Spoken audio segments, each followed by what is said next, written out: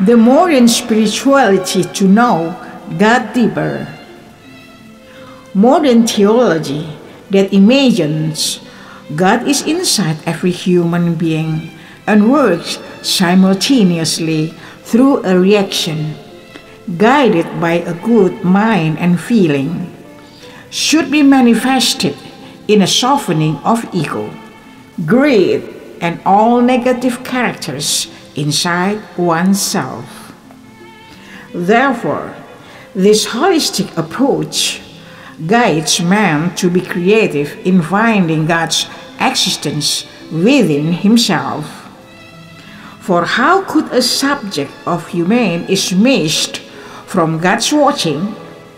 And how could it be possible that a human exists without receiving His Spirit? Just from that reason, supposedly, it can be pondered that the Spirit of God, which exists in every human, is surely possessed to be a direct channel of communication with God or vice versa, such as a connection of cellular communication. But there is something that should be underlined, that the need of cellular communication unto God is divided into classification and capacity, which is different, heterogeneous, and tiered.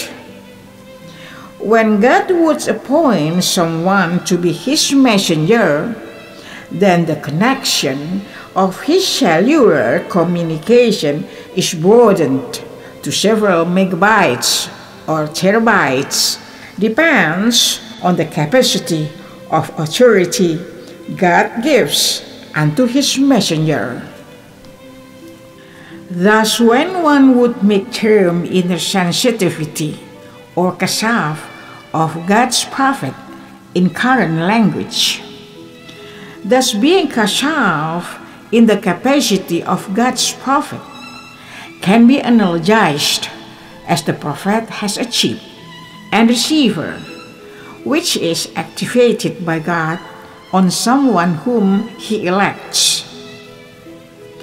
I, the Holy Spirit, will come to man's world to convey that matter, for it is uncomfortable to deliver God's fatwa related to abrogation of all religions, which can be meant as denying the comfortability of worshipping in worship places, mosques, churches, temples, viharas, synagogues, and so forth.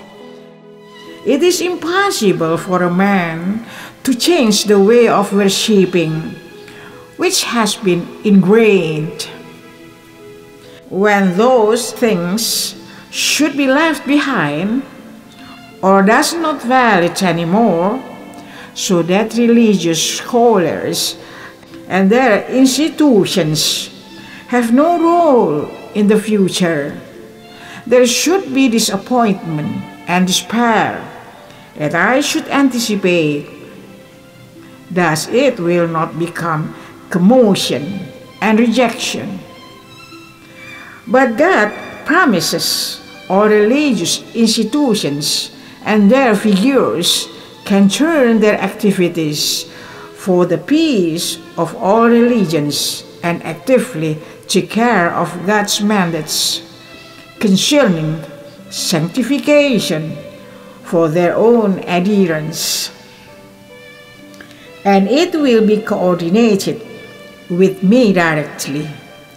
I will guide all religious leaders who are trustworthy and willing to conduct purification through the ways that have been determined by God in Eden. Thus, the religious scholars will not lose anything. Even their activities will cause peace and sanctity amidst their people and will give hope of God's salvation. The concept of New Age can be used as a concoction of modern faith which is suitable for middle up to high class, whereas the circle of mysticism and those who develop Sufism can free their memory of occult or things related with superstition by turning to heavenly mysticism, that is, observing God's technological miracle. Thus they will find enlightenment through significant development in the recent times amidst moderate Muslims who are trying to keep away from radicalism. I'm sure it will be easier for them to go with the flow of the new path of their prophet. The discourses of Eden, which are transformed into the Holy Book of Eden, can be referred as a guidance toward unification of all religions. We believe what we present now will not be rejected any longer, for all people in this world have experienced tiresome of religious enmity. Moreover, this earth is experiencing the process of doomsday.